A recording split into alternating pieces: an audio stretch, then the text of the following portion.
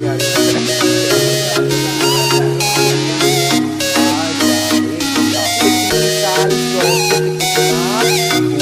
Students, स्वागत है आपका मेरे चैनल कॉमर्स गुरुजी पर।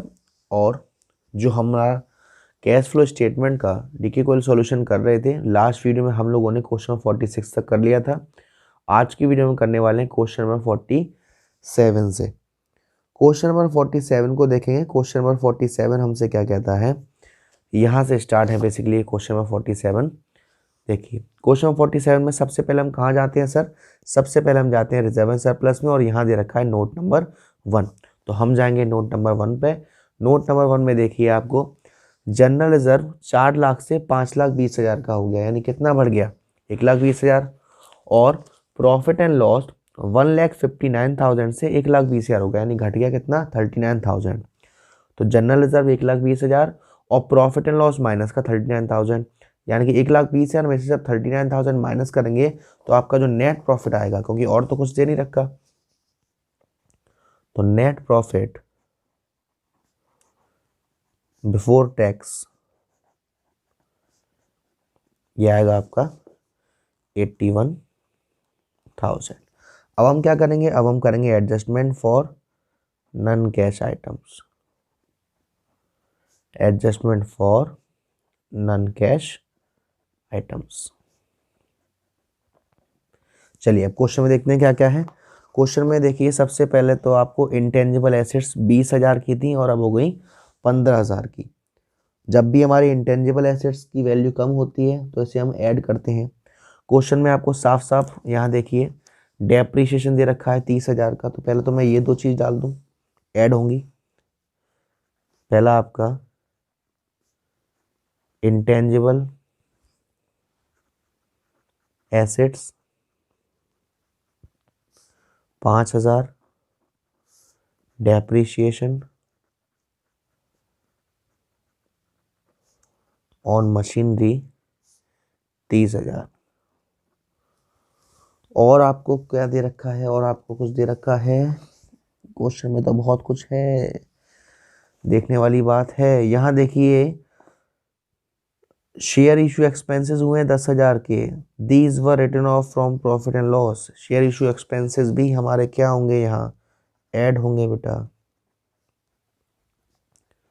शेयर इशू एक्सपेंसेस 10,000 के क्यों ऐड होंगे सर? ये हमारे प्रॉफिट एंड लॉस में हमने इसे डेबिट साइड डाला होगा, माइनस किया होगा, तो अब यहाँ पर हम ऐड कर रहे हैं, ठीक है ना। और देखिए और क्या दे रखा है? देखिए डिवेंचर्स की रेट दे रखी है 8% और डिवेंचर 17-18 का दे रखा है। और क्वेश्चन में कह रहा है कि जो न्यू डिवेंचर है वो कब इशू किया जा रहा है? 1 अक्टूबर 2017। यानी कि ये जो 1 लाख रुपए है इस पे तो पूरी साल की ब्याज लगेगी।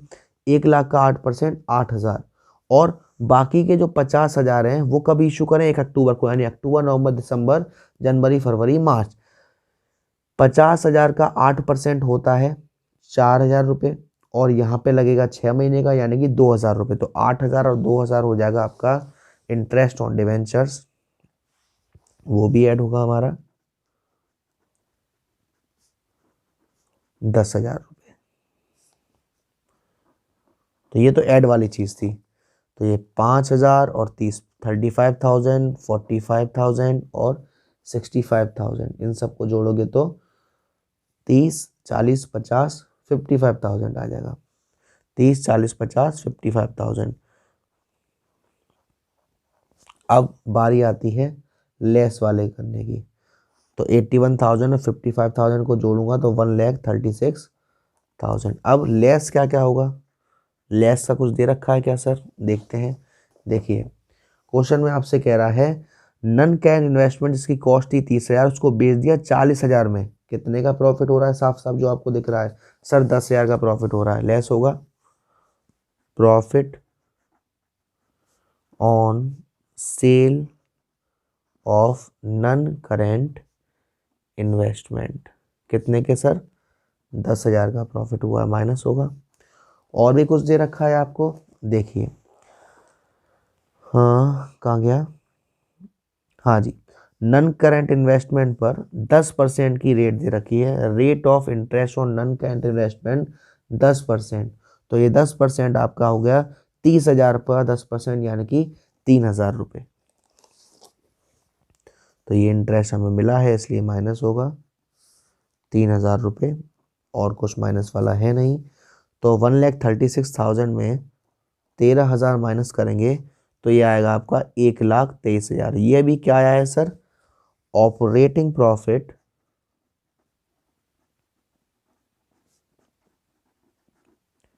Before working capital changes. अब क्या करेंगे? वही ऐड और लेस वाला।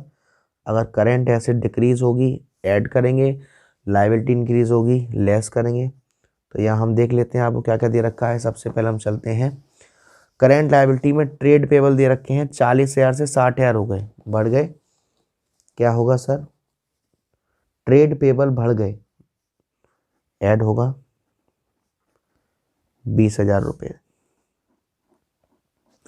देन उसके बाद करेंट एसेट्स की बात करें तो इन्वेंट्री 4,20,000 से 6,30,000 बढ़ गई करेंट एसेट्स, तो लेस होगी, यानी कि यहाँ लेस में हम डालेंगे इन्वेंट्री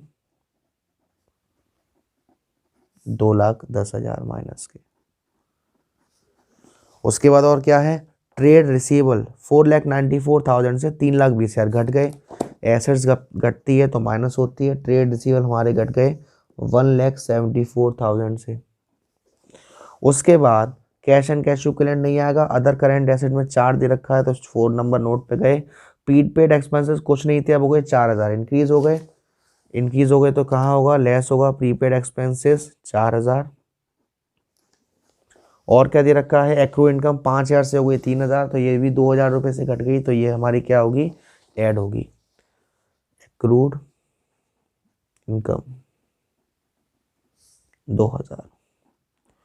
तो अब यहाँ 20,000 और 1,74,000 यानी कि 1,94,000 और 2,000 यानी कि 1,96,000।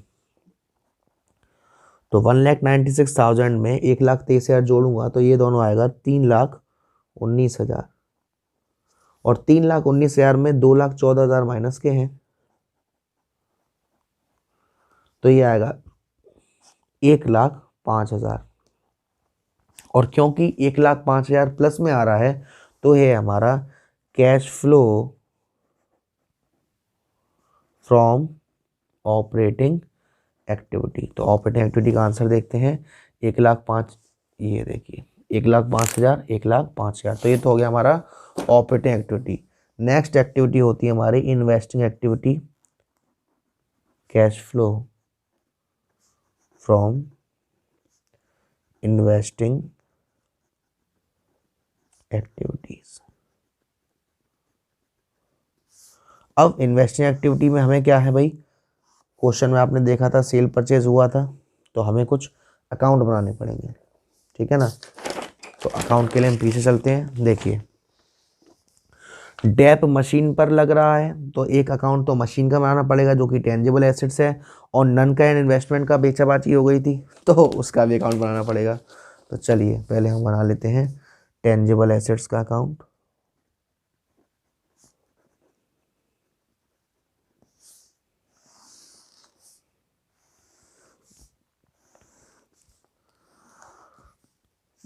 एसेट्स अकाउंट है, याद होगा पहले पापा वाला फॉर्मेट, पर्टिकुलर अमाउंट, ये आपकी डीआर साइड और ये आपकी सीआर साइड।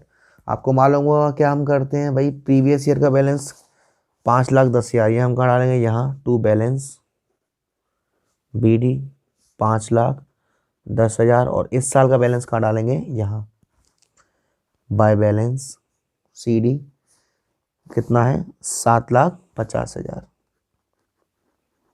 उसके बाद क्वेश्चन में डेप था 30,000 का, तो यहाँ बाय डेप्रीशिएशन 30,000।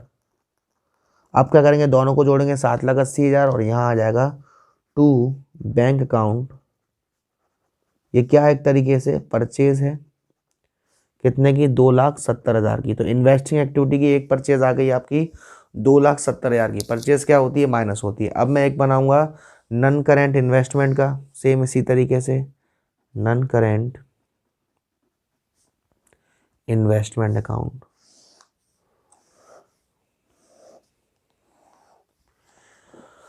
पिछली साल का है 30,000 रुपये, यहाँ डाल दूंगा टू बैलेंस BD 30,000 रुपये और इस साल का है 1,00,000 रुपये, तो बाय बैलेंस CD 1,00,000 रुपये। अब नीचे देखिए आपसे क्वेश्चन में क्या कह रहा था, इन्वेस्टमेंट जिसकी कीमत 30,000 थी उसे बेच दिया 40,000 में, तो सोल्ड की वैल्यू आएगी यहाँ बाय बैंक 40,000 रुपये और इस पर प्रॉफिट हुआ था 10,000 रुपये का, तो टू स्टेटमेंट ऑफ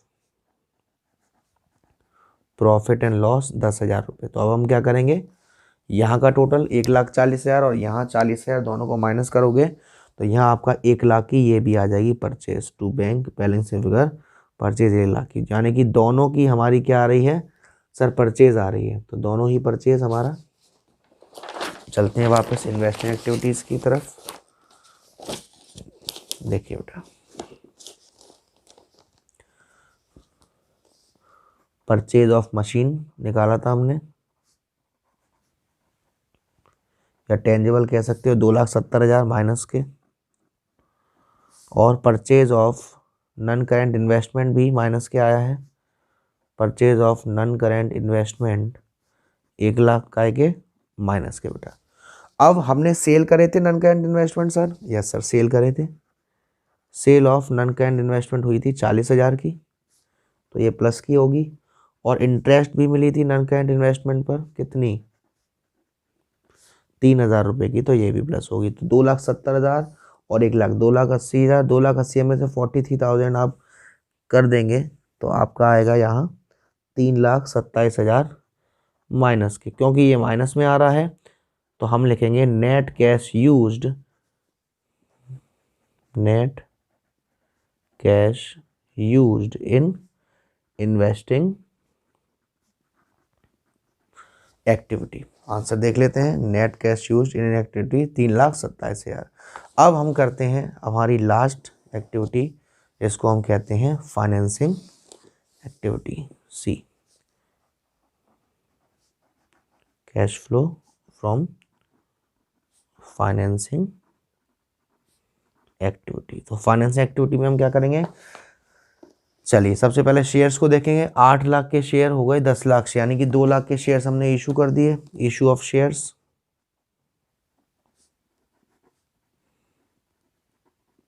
कितने कर दिए 2,00,000 के।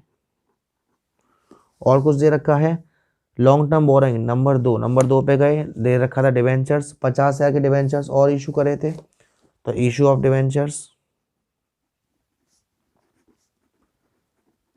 50,000। आपको याद होगा इंटरेस्ट पेड करी थी डिवेंचर पर 10,000 की, माइनस होगी। उसके बाद शेयर इशू एक्सपेंसेस हुए थे हमारे, वो भी माइनस हो जाएगा।